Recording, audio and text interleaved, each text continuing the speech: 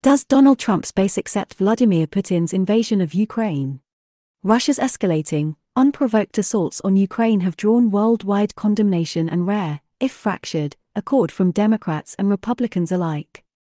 But Donald Trump and his base should be doing a bit of soul-searching about their own embrace of Russia's autocratic leader and the climate that built him up. It's one that also threatens us here at home.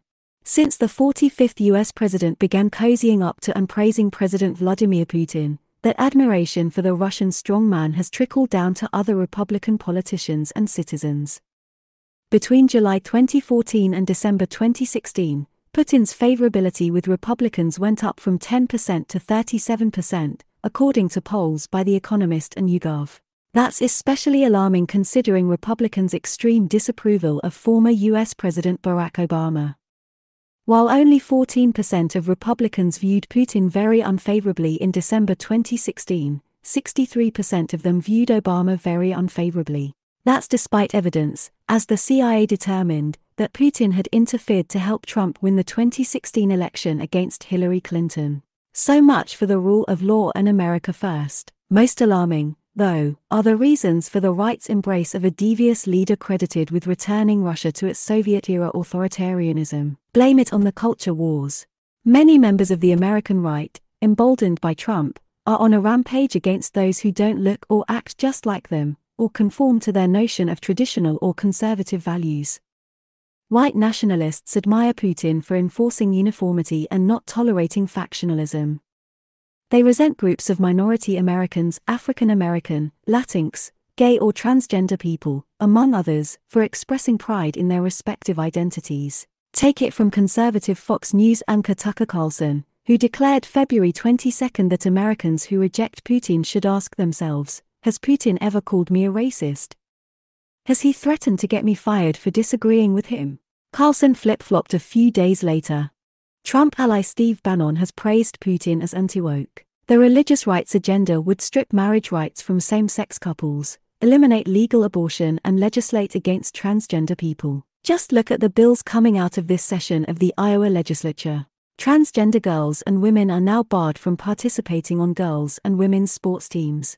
In Russia, Putin returned to the presidency in 2012, bolstering his eroding popular support by turning toward the Russian Orthodox Church and integrating its rhetoric of traditional value, reported The Telegraph, noting that the Kremlin regards the West as decadent. He hired a morality crusader to limit gay rights, punish online cursing and tax divorces, among other things. Yelena Mizulina, as head of Russia's Committee on Family, Women and Children, banned homosexual propaganda as of 2013. Russian transgender people are classified as mentally ill and are not even allowed to drive, according to a September 2020 piece in the Moscow Times, which identifies itself as offering independent news from Russia. CBS News recently interviewed a 31-year-old transgender woman, Zifamalu, in Ukraine's capital city, Kiev, currently under siege by Russia. She's from Crimea, a part of Ukraine that was invaded by Russia in 2014 and which has been under its control since. She's fearful of the discriminatory laws against transgender people there. Living without food or water, she's fearful of leaving her home because of what could happen to her because of her gender identity. The network also interviewed an 18-year law student in Kharkiv, identified only as Ilya, who expressed terror at the prospect of Russia taking over Ukraine. In Russia, LGBTQ people are persecuted, she told a CBS News reporter. If we imagine that Russia occupies all of the Ukraine or just a big part of the country, they won't allow us to exist peacefully and to fight for our rights, as we are able to do that in Ukraine right now. And Trump, who stopped short of praising Putin's invasion of Ukraine, which he claimed wouldn't have happened if he was still president, nonetheless called Putin's rhetoric on it pretty savvy on the Clay Travis and Buck Sexton show on February 22.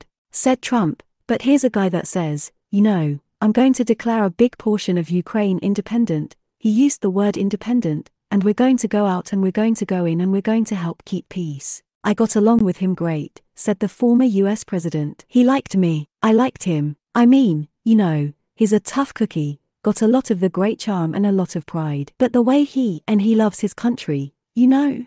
He loves his country. It's alarming and astounding that these attitudes and rhetoric are on the rise after all those years of anti-communist fervor kept us in proxy wars against the Soviet Union and former Soviet states, championing our democratic values and citizens' rights. Yes, politicians on the left and right are now condemning Russia's invasion of Ukraine, though on political talk shows, Republican politicians refuse to condemn Trump's embrace of Putin. But the attitudes underlying that embrace are integral to Republican philosophy these days: an antipathy to minority groups expressing their cultural identities, backlash at same-sex marriage rights, and a push to put legal sanctions on being transgender. This is real and it's scary.